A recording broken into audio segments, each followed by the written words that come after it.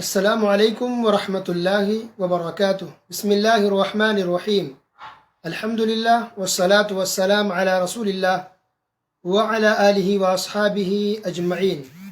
محترم سامعین کرام، میرا موضوع ہے قرآن کی مختصر تفسیر، پارہ نمبر 23۔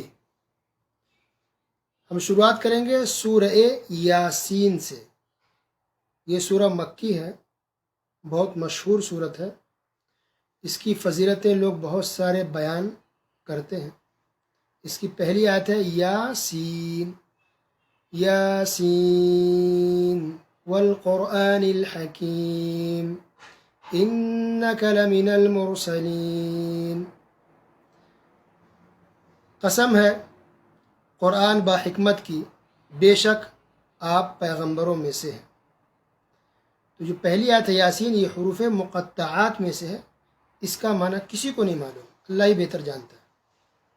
اس کی فضیلت کی جو بات آتی ہے تو بہت ساری حدیثیں ہیں جن سے یہ پتہ چلتا ہے کہ جب انسان وفات پانے والا ہو، سکرات الموت کے عالم میں ہو، روح نکلنے والی ہو، تو اس وقت سورہ یاسین کی تلاوت کر سکتے ہیں۔ کئی حدیثیں ضعیف ہے لیکن سب ملا کر کے حسن درجے کو پہنچ جاتی ہے، عمل کر سکتے۔ بعض نے ضعیف کہا، بعض نے کہا کہ حسن درجے کی حدیث ہے۔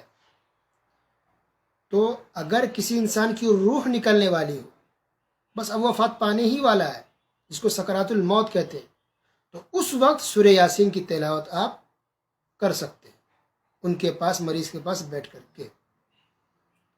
اقرؤوا علی موتاکم یاسین، کہ اپنے مرنے والے شخص کے پاس سورہ یاسین کی تلاوت کرو۔ ٹھیک ہے، یہ بات صحیح ہے، لیکن اس کے علاوہ جو باتیں بیان کی جاتی ہے سورہ یاسین سے لے کر کے، وہ صحیح نہیں ہے۔ مثلا کہ سورہ یاسین قرآن کا دل ہے، یا سورہ یاسین پڑھنے سے یہ ہو جائے گا، سورہ یاسین پڑھنے سے وہ ہو جائے گا۔ بہت ساری جو باتیں لوگ بناتے ہیں اور بیان کرتے ہیں، وہ کسی بھی صحیح حدیث سے ثابت نہیں ہے۔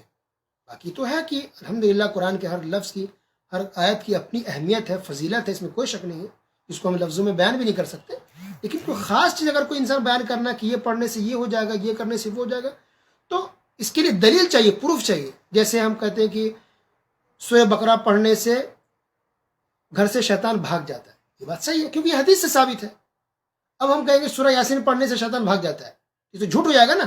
ہمیں پروف چاہیے کہ کس حدیث میں یہ بات لکھی ہے، دلیل ہے تو ہم منہ کھولیں گے، نہیں ہے تو منہ بند۔ اپنی طرف سے ہم بڑھا چڑھا کر کے بیان نہیں کر سکتے، ورنہ جھوٹ بھی ہو جائے گا اور انسان گنہگار بھی ہوگا۔ بہرحال یہ سورہ یاسین، اس کا جو مرکزی مضمون ہے، جو اہم بات اس کے اندر ہے، وہ یہ ہے کہ نبی کریم صلی اللہ علیہ وسلم کی نبوت اور رسالت کو ثابت کرنا، یعنی محمد صلی اللہ علیہ وسلم اللہ کے سچے رسول ہیں۔ ٹھیک ہے، اور ہر انسان کو ماننا چاہیے بات اور ایمان لے آنا چاہیے۔ دیکھیے قسم کھا کے کہا گیا ہے، اللہ تعالیٰ نے قسم کھا کے کہا ہے کہ بے شک آپ رسولوں میں سے، اللہ کے سچے رسول میں سے۔ سبحان اللہ۔ تو جو قسم کی بات آتی ہے تو اللہ تعالیٰ بہت سی چیزوں کی اللہ نے قسم کھائی ہے، یہ اللہ کے لیے جائز ہے، لیکن ہم لوگوں کے لیے جائز نہیں۔ ہم قسم کھائیں گے تو صرف اللہ کی، بس اللہ نے وقت کی قسم کھائی ہے اور چیزوں کی قسم کھائی ہے، ہم صرف اللہ کی قسم کھائیں گے، غیر اللہ کی، انسان کی، ماں باپ کی قسم نہیں کھا سکتے۔ اللہ کے رسول صلی اللہ علیہ وسلم نے منع کیا ہے کہ تم اپنے باپ داداؤں کی قسم مت کھاؤ۔ ایک حدیث میں آپ نے یہاں تک کہا ہے کہ غیر اللہ کی قسم کھانا شرک ہے۔ من حلف بغیر اللہ فقد اشرک، پیارے نبی صلی اللہ علیہ وسلم نے کہا کہ جس نے غیر اللہ کی قسم کھائی اس نے شرک کیا۔ غیر اللہ مطلب اللہ کے علاوہ کسی کا بھی، بیوی، شوہر، ماں باپ، اپنے سر کی، روزی روٹی، کچھ لوگ قسم کھاتے ہیں روزی روٹی کی قسم، استغفر اللہ، یہ سب شرک ہے، غلط ہے، قسم کھانی اللہ کی کھانی۔ تو اللہ تعالیٰ نے اس صورت کے اندر بہت اہم باتیں بیان کی عقیدے سے متعلق۔ سورہ مکی ہے تو سمجھ جائیے فوراً دماغ میں، کس مطلب ہے کہ اس صورت کے اندر زیادہ تر باتیں عقیدے سے متعلق ہوگی۔ اللہ تعالیٰ نے اس کے اندر سورج کا ذکر کیا کہ سورج اپنے مقررہ راہ پر چلتے ہیں اور چاند بھی اپنے مقرر راستے پر چلتے ہیں۔ اللہ نے اس کی جگہ متعین کی، اسی جگہ سے وہ نکلتے ہیں، ڈوبتے ہیں، چلتے ہیں، اس کی جگہ متعین ہے۔ سبحان اللہ۔ اور حدیث کے اندر یہ بات موجود ہے، صحیح بخاری کے اندر اللہ کے رسول صلی اللہ علیہ وسلم نے ارشاد فرمایا کہ روزانہ سورج جب ڈوبتا ہے تو اللہ سے اجازت مانگتا ہے، اللہ کے سامنے سورج سجدہ کرتا ہے اور اجازت مانگتا ہے کل صبح نکلنے کی، تو اجازت ہوتی ہے، سورج پھر نکل جاتا ہے صبح۔ لیکن جب قیامت آنے والی ہوگی تو جب سورج سجدہ کرے گا اور اجازت مانگے گا سورج نکلنے کی، تو اللہ تعالیٰ کہے گا نہیں، اب وہاں سے نہیں نکلنا، بلکہ تم جہاں ڈوبے ہو وہیں سے آپ نکلو گے۔ اللہ اکبر۔ تو سورج جہاں ڈوبے گا یعنی مغرب میں، تو وہیں سے نکل جائے گا۔ تو سورج جب مغرب سے نکل گیا یعنی پچھم سے، تو اس کا مطلب ہے کہ اس کے بعد اب کسی کی بھی توبہ قبول نہیں ہوگی۔ کوئی انسان اسلام قبول کرے گا، مسلمان ہونا چاہے گا، تو اللہ اس کو قبول نہیں کرے گا، اور توبہ کسی کی قبول نہیں ہوگی۔ سبحان اللہ۔ اور لوگ کتنے ڈر جائیں گے، سوچئے کہ سورج وہیں سے نکلے جہاں ڈوبا ہے، کتنے خوف کا عالم ہوگا۔ اللہ اکبر۔ یہ سب نشانیاں کہ اسلام سچا دھرم ہے، قرآن سچی کتاب ہے، ہمارے رسول صلی اللہ علیہ وسلم اللہ کے سچے رسول ہیں، سب کو ایمان لانا چاہیے۔ پھر اللہ نے آگے کہا وَكُلٌّ فِي فَلَكٍ يَسْبَحُونَ، کہ سب کے سب آسمان میں تیر رہے ہیں، یعنی سورج، چاند، ستارے، جو بھی کچھ اللہ نے آسمان میں بنایا ہے، جو سیارے ہیں، اسٹارز ہیں، یہ سب تیرتے ہیں۔ اچھا، یہ سب بہت بڑے ہیں، یہ جو ستارہ بھی دکھتا ہے نا اسٹار، ایک ستارہ زمین سے کئی گنا بڑا ہے، لیکن وہ اتنی اونچائی پر ہے، تو زیادہ اونچائی پر ہونے کی وجہ سے ہمیں چھوٹا نظر آتا ہے۔ اللہ اکبر۔ اور تو اتنے بڑے بڑے ہیں، اور آپس میں سب تیرتے رہتے، چلتے ہیں، لیکن کبھی آپس میں ٹکراتے نہیں ہیں۔ سبحان اللہ، اللہ کی قدرت کا اسے اندازہ ہوتا ہے۔ آگے اللہ نے کہا دیکھیے اليوم نختم على افواههم وتكلمنا ايديهم وتشهد ارجلهم بما كانوا يكسبون، سورہ یاسین آیت نمبر 65، کہ ہم آج کے دن ان کے منہ پر مہر لگا دیں گے اور ان کے ہاتھ ہم سے بات کریں گے اور ان کے پیر گواہی دیں گے ان باتوں کی جو وہ لوگ کرتے تھے۔ تو چونکہ جس طرح سے آج مشرک کافر دنیا میں جھوٹ بولتے ہیں نا، تو قیامت کے دن بھی کافر جھوٹ بولنے لگ جائیں گے، اللہ ہم نے تو شرک نہیں کیا، اللہ مشرک نہیں ہے، ہم شرک نہیں کرتے تھے، ایسا وہ لوگ جھوٹ بولنا شروع کریں گے۔ اللہ منہ پہ مہر لگا دے گا، خلاص اب انسان بول نہیں پائے گا، منہ بند۔ اب یہ بولنے کی طاقت اللہ ہاتھوں کو دے گا، ہاتھ بولے گا اللہ سے، اے اللہ اس نے شرک کیا ہے، یہ غلط کام کیا، یہ گناہ کیا، یہ نافرمانی کی میرے ساتھ۔ پیر گواہی دے گا، پیر بولنے لگ جائے گا اللہ کے حکم سے، پیر کہے گا ہاں یہ جا کر کے یہ گناہ کیا، وہاں جا کر وہ گناہ کیا، یہ شرک کیا، وہ کفر کیا، اللہ تیری یہ نافرمانی کی، یہ جسم کے اعضاء بولنے لگ جائیں گے۔ اللہ اکبر۔ اللہ ہم سب کو گناہوں سے، نافرمانی سے محفوظ رکھے، آمین۔ پھر اللہ نے آگے کہا نبی کے بارے میں وما علمناه الشعر وما ينبغي له، ہم نے نبی کو شعر و شاعری نہیں سکھائی اور نہ ہی ان کے لیے مناسب ہے۔ تو اصل میں کافر لوگ یہ تہمت لگاتے، جہاں بہت ساری باتیں کرتے اس میں سے ایک بات یہ بھی کہتے تھے کہ محمد صلی اللہ علیہ وسلم جو قرآن ہمیں پڑھ کے سناتے، یہ قرآن اللہ کی طرف سے کتاب نہیں ہے، یہ تو شاعر ہیں، وہ بنا بنا کے اپنی طرف سے بول رہے ہیں۔ تو اللہ نے کہا کہ نہیں، نبی کو شعر و شاعری نہیں آتی ہے اور نبی کو شعر و شاعری سکھائی بھی نہیں گئی تھی، اور نبی کے لیے مناسب بھی نہیں۔ اللہ اکبر۔ وہ نبی جو بات بول رہے ہیں سب کے سب اللہ کی طرف سے، ان کی طرف سے کچھ بھی نہیں ہے۔ پھر اللہ نے کہا دیکھیے کن فیکون، سورہ یاسین آیت نمبر 82، کن فیکون، اللہ کی قدرت دیکھیے، اللہ کہتا ہے ہو جا تو وہ چیز ہو جاتی ہے فوراً، اسی وقت، سیکنڈ بھی نہیں لگ جاتا۔ اللہ کہتا ہے ہو جا تو وہ ہو جاتا ہے، کوئی بھی چیز ہو اللہ کو کوئی ٹائم نہیں لگتا ہے۔ لہٰذا اگر آپ پریشانی میں، مصیبت میں، اللہ چاہتا ہے کوئی سیکنڈ میں شفا دے سکتا ہے، آپ کو دوا کی ضرورت نہیں، میڈیکل کی ضرورت نہیں، ہاسپٹل کی ضرورت نہیں، ڈاکٹر کی ضرورت نہیں، اللہ اگر چاہے تو۔ لوگ مر رہے کورونا، اللہ چاہتا ہے ابھی کبھی ٹھیک کر سکتا ہے، ایک سیکنڈ کے اندر۔ اللہ کہے گا بیماری نہیں پھیلے تو بیماری نہیں پھیلے گی، جو بیمار ہو ٹھیک ہو جائے، سب ٹھیک ہو جائیں گے، کچھ نہیں ہوگا، ایک سیکنڈ میں اللہ ٹھیک کر سکتا ہے۔ یہ اللہ کا پاور ہے، لیکن نہیں، اللہ نے ایک نظام اور سسٹم بنا، جس کو اللہ چاہے شفا دے گا، جس کو اللہ چاہے شفا نہیں دے گا، جس کی موت آئی ہے وہ آ کے رہے گی، ٹھیک ہے۔ لیکن پاور اللہ کا یہ ہے، یہ ہمیں ہمارا ایمان ہونا چاہیے کہ اللہ جب چاہے تو ایک سیکنڈ میں ساری مصیبتوں کو ٹھیک کر سکتا ہے۔ سبحان اللہ۔ اس کے بعد ہے سورہ الصافات۔ سورہ الصافات یہ بھی مکی ہے، اب سمجھ جائے کہ اس کے اندر اس کا مطلب کہ زیادہ تر عقیدے کی بات ہوگی۔ صافات قسم ہے، والصافات صفا، پہلی یاد ہے والصافات صفا، قسم ہے صف باندھنے والے فرشتوں کی۔ تو یہاں اللہ تعالیٰ نے فرشتوں کی قسم کھائی ہے، اس لیے میں نے کہا پہلے شروع میں کہ اللہ تعالیٰ کسی بھی چیز کی قسم کھا سکتا ہے اور کھایا ہے، بہت سی چیزوں کی، اور بھی آگے درسوں میں بات آئے گی، لیکن ہم اور آپ کو حکم یہ ہے کہ ہم صرف اللہ کی قسم کھائیں گے بس۔ ہاں قرآن کی قسم کھا سکتے ہیں، کیونکہ قرآن اللہ کی صفت ہے، اللہ کا کلام ہے، مخلوق نہیں، کسی مخلوق کی ہم قسم نہیں کھا سکتے، اوکے۔ اس کے بعد دیکھیے اللہ تعالیٰ نے جنت کا ذکر کیا سورہ صافات کے اندر، بہت ساری نعمتوں کا ذکر کیا، جنت کے اندر کیا کیا چیزیں ہوں گی، اور اللہ نے یہ بھی بیان کیا کہ جنت کے اندر جنتی آپس میں دنیا کی باتوں کو یاد کریں گے، آپس میں گپ شپ کریں گے، بات کریں گے، یاد کریں اچھا میں نے یہ کام کیا تھا، اچھا ہم وہ جگہ گئے تھے، ہم نے یہ چیز کہا تھا، یہ کیا تھا، وہ چیزیں آپس میں جنتی آپس میں ڈسکس کریں گے، باتیں کریں گے، دنیا کی باتیں ان کو یاد آئے گی۔ اللہ اکبر، سبحان اللہ۔ اس کے بعد اللہ نے جہنم کا ذکر کیا، اس کی ہولناکی کا، اس کی خوفناکی کا، اس کے عذاب کا، اور جہنمیوں کا۔ اللہ اکبر، جہنم کے اندر اللہ تعالیٰ نے کتنا عذاب رکھا ہے۔ کھانے کے لیے جو جہنمی جو مانگیں گے اس کو زقوم دیا جائے گا، ایک پھل ہے زقوم جو کڑوا بھی ہوگا اور کانٹے دار بھی ہوگا اور اسے بھوک بھی نہیں مٹے گی، وہ کھانے کو دیا جائے گا۔ جہنمی مانگے اللہ پانی چاہیے، پیاس لگ رہی ہے، اللہ پانی دے گا مگر کھولتا ہوا گرم سے گرم۔ انشاءاللہ رمضان کے بعد ہم جہنم کے اوپر تفصیل سے بیان کریں گے، ایسے جیسے کہ پہلے جنت کے اوپر تفصیل سے بیان ہو چکا ہے، کیونکہ یہاں ہم تفصیل سے بیان نہیں کر سکتے، بہت ساری باتیں جس کو مختصر ذکر کرنی ہے۔ اس کے بعد اللہ تعالیٰ نے ابراہیم علیہ السلام کا ذکر کیا، ابراہیم السلام، اسماعیل علیہ السلام۔ ابراہیم علیہ السلام نے خواب دیکھا کہ وہ اپنے بیٹے کو ذبح کر رہے ہیں۔ خواب کے معاملے میں یاد رکھیے کہ ہم آپ جو خواب دیکھتے ہیں وہ سچا بھی ہو سکتا ہے، جھوٹا بھی ہو سکتا ہے، لیکن نبیوں کا سارا خواب سچا ہوتا ہے، صحیح ہوتا ہے، سارے نبیوں کا۔ اوکے، تو اب دیکھیے ابراہیم السلام نے خواب دیکھا کہ وہ اپنے بیٹے کو ذبح کر رہے ہیں، اور بار بار خواب دیکھا، تو اپنے بیٹے سے پوچھا کہ بیٹے میں نے خواب میں دیکھا کہ میں تمہیں ذبح کر رہا ہوں، کیا تم کہتے ہو، تمہاری کیا رائے ہے؟ اسماعیل علیہ السلام نے، بیٹے اسماعیل علیہ السلام نے فوراً کہا کہ اللہ نے جو حکم آپ کو دیا وہ کیجئے، آپ کو سوچنے کی ضرورت نہیں ہے۔ اللہ اکبر، باپ بھی دیکھیے کتنا نیک، بیٹا بھی کتنا دیکھ، ذبح کی بات ہے، بیٹے کہہ رہا کیجئے، آپ کو جو کرنا ہے، اللہ نے جو حکم دیا وہ کیجئے، اس میں سوچنے کی ضرورت نہیں ہے، فوراً تیار ہو گیا۔ اب اسماعیل علیہ السلام چھوٹے ہی تھے، کتنی عمر تھی اللہ عالم، لیکن مفسرین ذکر کیا کہ شاید اس وقت اسماعیل علیہ السلام کی عمر 13 سال کے آس پاس رہی ہوگی۔ تو ابراہیم علیہ السلام اپنے بیٹے کو لے کر کے ذبح کرنے کے لیے گئے، اللہ کا حکم ہے ذبح کرنا بیٹے کو، اکلوتا بیٹا ہے۔ کہاں گئے؟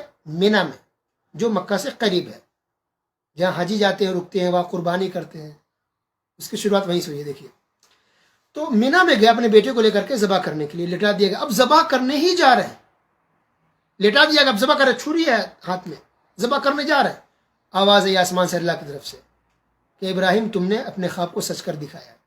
اور پھر اللہ نے بھیجا ایک جانور کو جنت سے، جبرائیل علیہ السلام لے کر کے آئے جانور، اور پھر ابراہیم علیہ السلام نے جانور کو ذبح کیا، اسماعیل علیہ السلام کو ذبح نہیں کیا۔ ٹھیک ہے، تو اب وہیں سے یہ قربانی کا سلسلہ شروع۔ ہم جو قربانی کرتے ہیں بقرعید میں، اس کی شروعات اور اس کی جو ہسٹری کیا یہی ہے کہ یہیں سے قربانی کرنے کا سلسلہ شروع ہوا۔ ٹھیک ہے، اور یہ ایک آزمائش تھی، اللہ کا حکم تک کہ دیکھتے ہیں کہ یہ میرا بندہ میری بات کتنی مانتا ہے۔ ابراہیم علیہ السلام کو حکم ہوا تو اپنے اکلوتے بیٹے کو بھی ذبح کرنے کو تیار ہو گئے۔ تو ہم تو گوشت گائے اور بکرا ذبح کر کے کھا لیتے ہیں آسانی سے، کبھی ہم نے غور کیا کہ اس کے پیچھے کیا ہے، کب سے اس کی شروعات ہوئی، کیسے ہوئی؟ اللہ اکبر۔ تو مقصد صرف یہ نہیں کہ ہم گائے کا گوشت کاٹ دیں اور کھا لیں، مقصد صرف یہ ہے کہ ہم قربانی دینے کو ہمیشہ تیار ہوں، کہ اللہ کا جو حکم ہو ہم کرنے کو تیار ہیں۔ اللہ کی ہم کو بات ماننی ہر حال میں۔ سب سے محبوب ہمارے نزدیک اللہ ہے اور اللہ کا حکم ہے، اس سے بڑھ کے ہمارے لیے کوئی نہ کوئی اولاد ہے، نہ بیوی، نہ بچہ، نہ شوہر، نہ دولت، نہ جائیداد، نہ دنیا، نہ کچھ۔ سب سے بڑھ کے ہمارے لیے اللہ رب العالمین ہے۔ تو یہ اصل درس دینا ہے، یہ اصل سبق دینا ہے، اور یہ ہم سب کو سوچنے کی ضرورت ہے کہ ہمیں ہر چیز کی قربانی دینی ہے، اللہ کا جو حکم ہو وہ ہم کو کرنا ہے۔ تو ابراہیم علیہ السلام نے یہ ثابت کر دیا کہ سب سے بڑھ کے محبوب اللہ ہے، بیٹا بھی نہیں ہے۔ سبحان اللہ۔ تو یہ ذکر اس کے اندر اللہ نے اس کو کیا ہے، اور اسی سے پھر قربانی کا سلسلہ شروع ہوا۔ اس کے بعد اللہ تعالیٰ نے یونس علیہ السلام کا ذکر کیا۔ آپ نے سنا کہ یونس علیہ السلام مچھلی کے پیٹ میں چلے گئے تھے، تو مچھلی کے پیٹ میں پھر بھی ان کی موت نہیں ہوئی۔ اس سے پتہ چلتا کہ اللہ جہاں انسان کو زندہ رکھنا چاہے رکھ سکتا ہے۔ اللہ اکبر۔ مچھلی کے پیٹ کے اندر مچھلی کھا چکی ہے یونس علیہ السلام پیغمبر کو، پھر بھی وہ مرے نہیں، لیکن مچھلی کے پیٹ میں اللہ کی تسبیح بیان کر رہے تھے، بہت زیادہ اللہ نے بیان کیا ہے۔ دیکھیے اصل میں ان کو پھینک دیا گیا تھا، کشتی میں تھے۔ پوری کہانی یہ ہے کہ وہ سمندر تھا، کشتی تھی، اس میں کئی لوگ تھے اور لوگ زیادہ ہو گئے تھے، کشتی ڈوبنے والی تھی۔ تو یہ تھا کہ کسی ایک کو بھائی پھینکنا پڑے گا سمندر میں تاکہ سارے لوگ بچ سکے۔ تو قرآن اندازی کی گئی، تو اتفاق سے کشتی کے اندر یونس علیہ السلام کا ہی نام آ گیا، تو اس لیے ان کو کشتی سے نکال کر دریا میں ڈال دیا گیا. دریا میں ڈالا گیا، اللہ کے حکم سے وہ مچھلی نے کھا لیا، مچھلی کے پیٹ میں چلے گئے یونس علیہ السلام. تو اس کا تصویر کر رہا تھا. اللہ نے کہا فلولا انه كان من المسبحين، کہ اگر یہ یونس اللہ کی تسبیح بیان نہ کرتے للبث في بطنه الى يوم يبعثون، تو قیامت تک وہ مچھلی کے پیٹ میں ہی رہتے. کیا پتہ چل رہا ہے اس سے؟ کہ اس کا مطلب ہے کہ دعاؤں کا اثر پڑتا ہے. یہ کہتے ہیں نہیں ہم کیا ہے، ہم کیا دعا کریں، کیا نماز روزہ کریں، جو ہمارے نصیب میں ہے ہوگا، جب اللہ نے لکھ دیا تو وہی ہوگا، ہم کو محنت کرنے کی کیا ضرورت ہے. نہیں، اللہ نے تقدیر میں یہ بھی لکھا ہے کہ تم کرو گے یہ چیز، کوشش کرو گے تو چیز ملے گی، نہیں کوشش کرو گے تو نہیں ملے گی. نیک بننے کی کوشش کرو تو نیک بنو گے، کوشش نہیں کرو گے تو برے رہو گے. برائی کو چھوڑنے کی کوشش کرو گے تو ہی برائی سے بچو گے، کوشش نہیں کرو گے تو نہیں بچ پاؤ گے. کمانے کے لیے محنت کرو گے تو روزی روٹی گھر میں آئے گی، محنت نہیں کرو گے تو روزی روٹی نہیں آئے گی. تو اللہ نے نظام بنایا. تو اللہ نے صاف لفظوں میں کہا کہ اگر یہ تسبیح بیان نہ کرتے تو قیامت تک مچھلی کے پیٹ میں رہتے. تو تسبیح بیان کی تو اللہ نے مچھلی کے پیٹ سے نکال دیا. تو ہماری کوشش کا اثر ہے. اللہ نے ہمیں یہ سب دی ہے، طریقے سکھائے ہیں کہ نیک اعمال کرو، دعا کرو، اچھے کام کرو، تمہاری زندگی میں تبدیلی آئے گی، مصیبت ٹلے گی. دعا کرو کثرت سے، اچھے اعمال کرو تو پریشانی دور اللہ کرے گا. رزق کی تنگی ہے، کثرت سے توبہ استغفار کرو، تسبیح کرو، اللہ تنگی سے نکالے گا.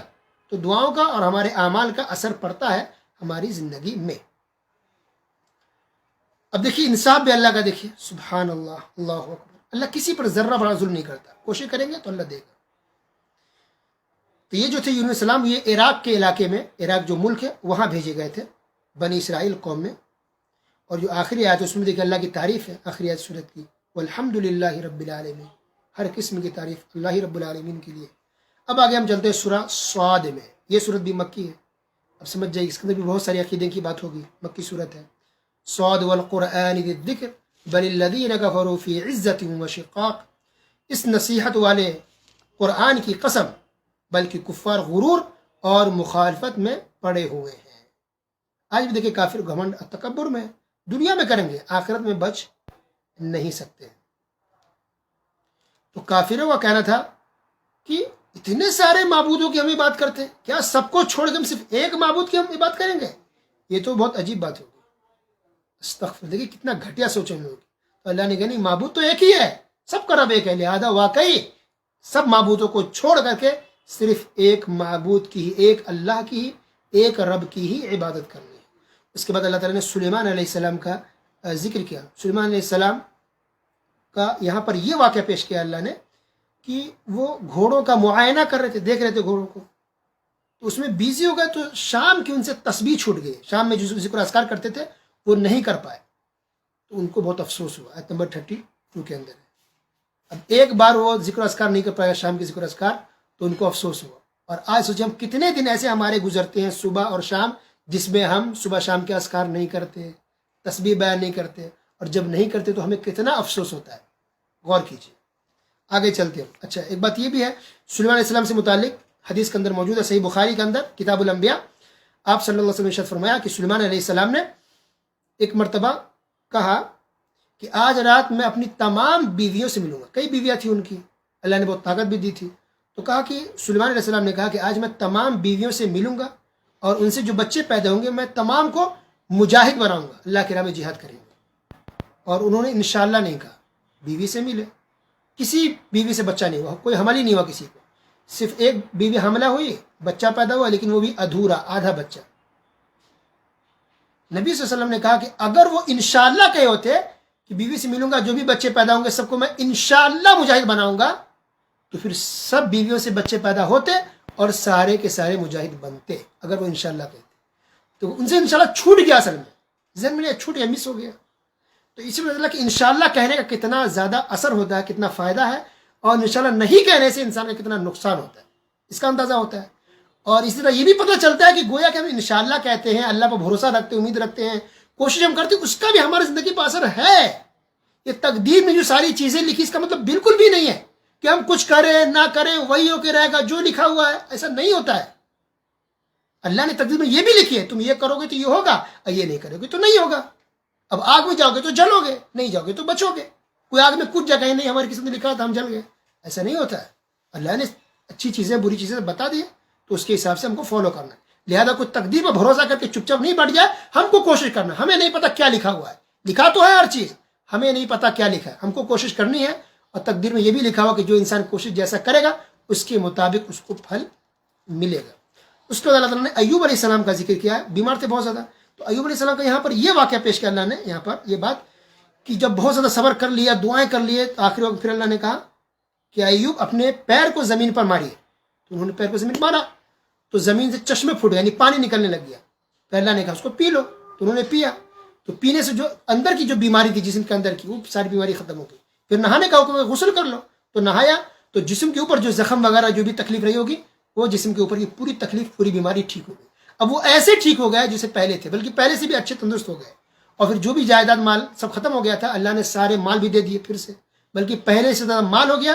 اور پہلے سے زیادہ اللہ نے اولاد سے بھی نواز دیا ایوب علیہ السلام کو. یہ ہے صبر کا پھل. اس کے بعد اللہ تعالیٰ نے پھر جنت کا ذکر کیا اور پھر جہنم کی سختی کا اللہ نے بیان کیا. اس کا اللہ نے یہ کہا کہ جو ابلیس ہے یہ نافرمانی کی وجہ سے ذلیل و خوار ہوا ہے. اللہ کی نافرمانی کی تو آج تک ابلیس ذلیل و خوار ہو رہا ہے.